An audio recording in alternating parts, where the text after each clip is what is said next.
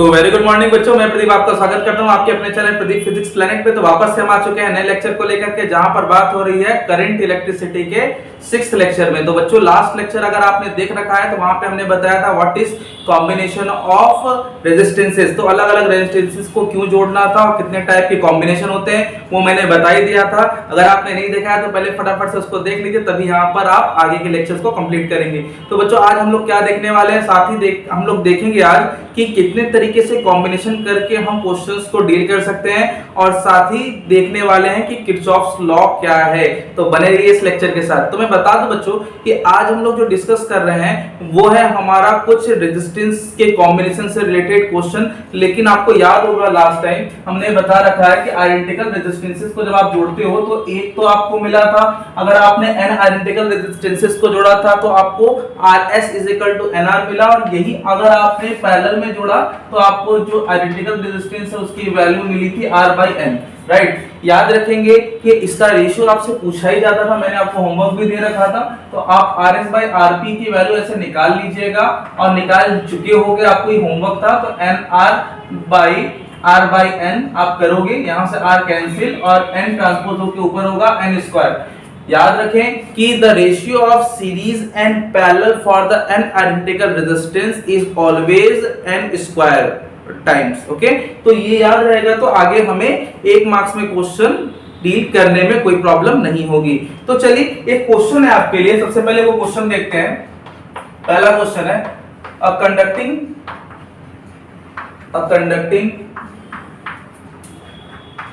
Wire of resistance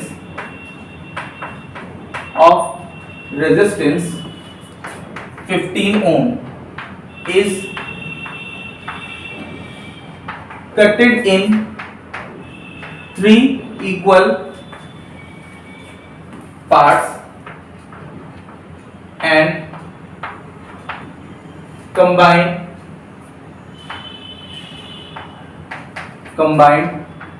as shown diagram.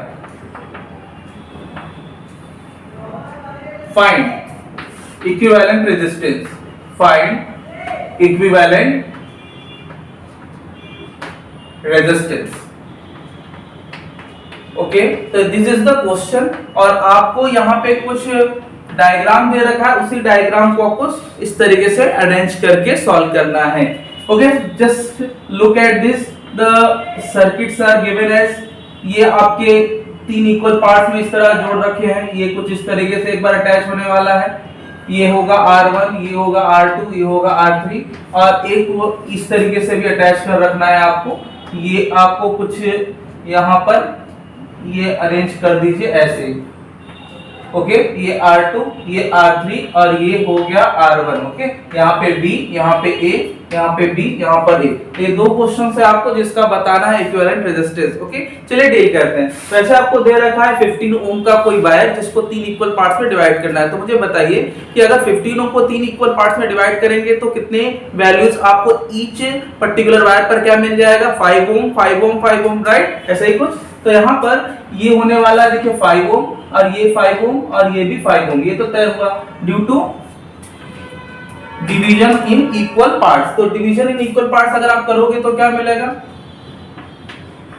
Due to division या cutting in equal parts, तो ये हो गया R1 5 ओम, R2 5 ओम, और R3 भी आपको मिल गया 5 ओम, राइट। तो यहाँ पे आपको पहले वाले डायग्राम से क्या देखने को मिल रहा है कि जो 5 ओम और 5 ओम है वो पैरेलल में अटैच है, और पैरेलल में आप इसको सॉल्व करोगे तो आप लिखोगे पहले वाले के लिए 1/R is equal to 1/R1 plus 1/R2 plus 1/R3, right. ये है पैरेलल कॉम्बिनेशन का फॉर्मूला। और यहाँ पर 1/R1 की जगह 5, 1/5 plus 1/5 एलसीएम ले सकते हो आप, तो आपको मिलेगा 5, 1 plus 1 plus 1, और that is what finally 1/R is equal to 3/5, और R is equal to होगा 5/3 ओम। तो this is the equivalent resistance of this combination. Simply अगर इसको करना है तो याद रखिए कि यहाँ पर आपने पैरेलल ही करना था, और यहाँ पे भी देखिए कि अगर किसी भी लूप में सीरीज नहीं है, सबसे पहले लूप सॉल्व करते हैं, सीरीज नहीं है तो पैरेलल पहले सॉल्व करते हैं, अगर लूप में सीरीज है तो पहले सीरीज सॉल्व किया करते हैं। तो पहले तो लूप देख लिया, लूप में कोई सीरीज नहीं है, पहले पैरेलल है तो पहले पैरेलल सॉल्व कर लीजिएगा। तो यहाँ पर आप सेकंड वाले क्वेश्चन की ओर बढ़ेंगे, तो यहाँ पे आप लिखेंगे R2 एंड R3 किसमें है, पैरेलल में है, ठीक है। और ये भी तय है कि 5 5 5 होने वाला है क्योंकि इक्वल पार्ट में डिवाइड किया था। तो यहाँ पे 1/r is equal to 1/5 plus 1/5, इसको सॉल्व करोगे तो 1/r डैश, ये r डैश दे सकते हो 2/5, और फाइनली r डैश की वैल्यू मिली 5/2। ओके, और यहाँ पे 5/2 इस पूरे पोर्शन की वैल्यू आएगी।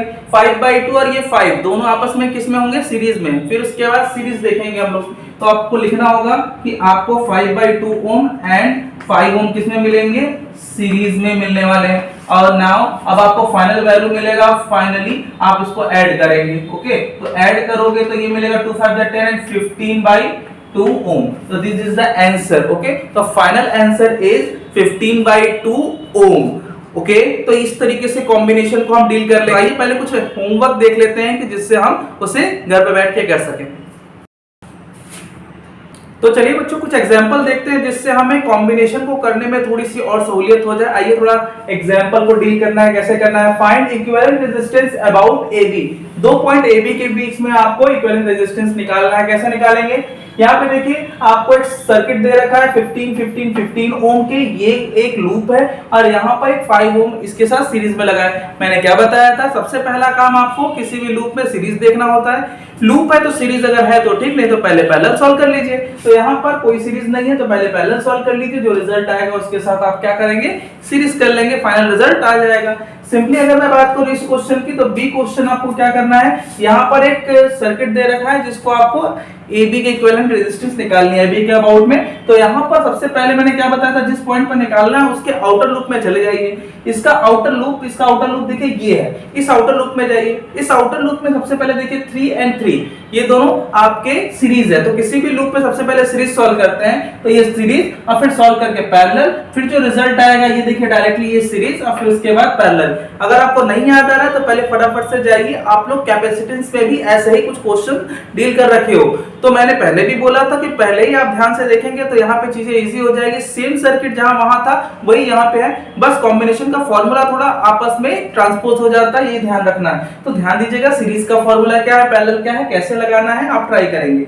यहाँ देखिए, यहाँ पर आपको 3 आपको रेजिस्टेंस 10 ओम 10 ओम 10 ओम दे रखे हैं, और जिसको हमने यहाँ से वायर से अलग करके रखा है। आपको बताना है कि ये कॉम्बिनेशन कैसे सॉल्व करेंगे। तो आपको याद होगा कि अगर मैं इस तरीके से वायर से इस तरीके से ऊपर से ब्लॉक कर दूं तो ऐसे केस में ये हो जाता है पैरेलल। एग्जैक्टली पैरेलल कॉम्बिनेशन में इसको आपको सॉल्व कर देना है, आपका आंसर आ जाएगा।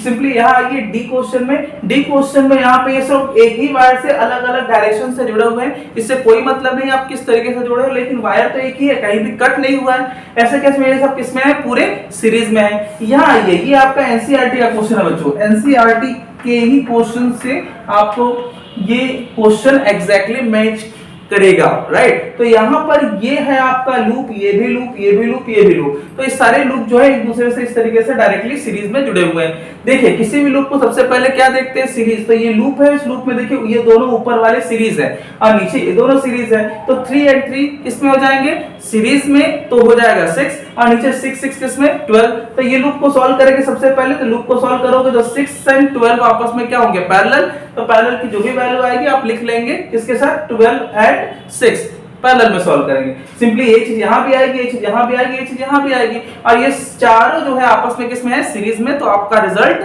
जो है इनको फाइनली सॉल्व करके सीरीज में दे देना है। यहाँ पे आइए, इस क्वेश्चन में देखिए कि यहाँ पे ए और बी के पॉइंट के बीच में इक्विवेलेंट रेजिस्टेंस निकालना है। तो सबसे पहले आउटर में जाइए, आउटर ये दोनों दिख रहा है सीरीज, फिर इसके बाद जो भी रिजल्ट आएगा पैरेलल, फिर उसके बाद ये किसमें हो जाएगा, सीरीज। तो आपको फाइनल रिजल्ट मिल जाएगा। क्लियर है। तो अब इस तरीके से एक क्वेश्चन और है जो कि जी है, जिसको करना है। अब ए बी के अबाउट निकालना, तो सबसे पहले आउटर में जाइए, वहां पे क्या है, सीरीज है। ये देखिए सीरीज सॉल्व करिए, जो रिजल्ट आएगा पैरेलल, फिर सीरीज, फिर पैरेलल। मतलब आपको कंसिस्टेंटली वैसे ही चलना है जैसे आपने कैपेसिटर में कर रखा था। हो जाएगा क्या, सारे क्वेश्चन कंप्लीट करेंगे, कोई भी डाउट हो पहले शेयर करेंगे। आइए कुछ और इंपॉर्टेंट एग्जांपल्स देखते हैं जो कि थोड़ा इससे यूनिक है। तो चलिए बच्चों कुछ नए क्वेश्चंस है उसको भी देख लेते हैं। नया क्वेश्चंस क्या है, एग्जांपल नंबर 3 है आपका, find equivalent resistance about AB। तो देखिए ये क्वेश्चन आपका एक्चुअली पिछले क्वेश्चन से मिलता जुलता है, लेकिन एग्जैक्टली सेम क्वेश्चन नहीं है, डिफरेंट है, ध्यान से समझिएगा। ये एनसीईआरटी का क्वेश्चन है, इसलिए इसे ध्यान से आप समझेंगे और कंप्लीट करेंगे।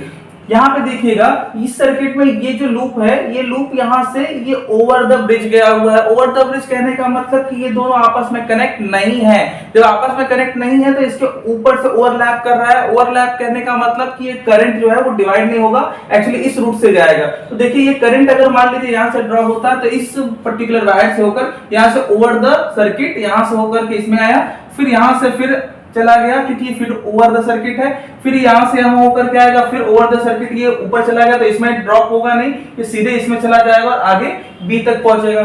सिंपली यहां से आने वाले करंट को अगर मैं यहां देखूं तो ये सीधे स्ट्रेट चला गया इसमें, और फिर ये फिर ओवर द सर्किट इधर से आ गया और फिर ये ऊपर से चला गया। तो यहां पर आप ध्यान से देखेंगे कि ऊपर वाली सर्किट कुछ इस तरीके से गई है और नीचे वाली सर्किट कुछ इस तरीके से ओवर द सर्किट आपकी दिखाई दे रही है 3। तो जितने भी 2 वाले आप देख ही पा रहे हो और 3 वाले सर्किट भी आप देख पा रहे हो, और ये सब एक्चुअली एक ही वायर से जुड़े हुए हैं। तो क्या होंगे, मैंने पहले ही बोल रखा था कि किसी भी लूप में सबसे पहले सीरीज सॉल्व करते हैं। तो ये सीरीज एक्चुअली सब है 2 2 2 2 2 2 2 2। कितने टाइम्स है बच्चों, तो ये पूरे 8 टाइम्स है। तो 8 टाइम्स के लिए 2 into 8 कर दीजिए, 16 हो जाएगा, या सिंपली ऐड कर लीजिए। तो r डैश वैल्यू आप निकालेंगे सबसे पहले, और सिंपली नीचे आप r डबल डैश निकाल लीजिएगा। दो वैल्यूज आएंगी, 3 के लिए 2 के लिए, और दोनों r dash and r double dash जो है आपस में किस में होंगे, पैरेलल में होंगे। क्यों, क्योंकि ये दोनों आपस में तो डिवाइड है, और आपस में डिवाइड है तो पैरेलल में सॉल्व कर लीजिएगा, फाइनल आंसर आ जाएगा। जरूर से कर लीजिएगा क्योंकि एग्जैक्टली आपको एनसीईआरटी में सेम क्वेश्चन मिल जाएगा, अच्छे से करना है। नेक्स्ट क्वेश्चन आपका, ये क्वेश्चन थोड़ा यूनिक है,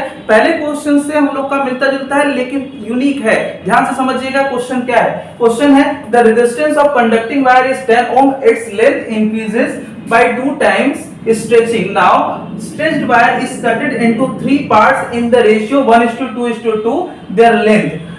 Find the equivalent resistance in each case। दो केसेस दे रखे, जब R1 R2 R3 पैरेलल में हो, जब R2 R3 पैरेलल में और R1 क्या हो, उसके साथ सीरीज में जुड़ा हो, यही दो केसेस दे रखे हैं। आइए इनका सॉल्यूशन कैसे करेंगे वो देख लेते हैं। ऊपर का इरेज कर दिया जाए बच्चों। सबसे पहले तो यहाँ पर आपको पता होना चाहिए कि रेजिस्टेंस वो कितना जाएगा। इनिशियल रेजिस्टेंस था 10 ओम और आपने 2 टाइम्स इसको स्ट्रेच किया, तो न्यू रेजिस्टेंस जो है आफ्टर स्ट्रेचिंग क्या होने वाला है, अकॉर्डिंग टू क्वेश्चन ये हो जाएगा n square r। According to question आप लिख सकते हो, 2 टाइम्स आपने स्ट्रेच किया है तो आपको यहाँ पे लिखना चाहिए 2 का स्क्वायर और इनटू 10, तो finally 4 into 10, this is what 40 ओम। तो ये हो गया टोटल कंडक्टर का रेजिस्टेंस 40 ओम। इसको आपको 3 पार्ट्स में डिवाइड करना है। तो देखिए कैसे डिवाइड करते हो। तो बच्चों सबसे पहले अगर मैं रेजिस्टेंस फर्स्ट की बात करूं तो रेजिस्टेंस फर्स्ट कैसे निकालेंगे, तो इसका रेशियो दे रखा है। रेशियो है देखिए आपका L1:L2:L3 की वैल्यू दे रखी है। सबसे पहले अगर आपको फर्स्ट का निकालना है तो L1 upon total length into total resistance कर सकते हो।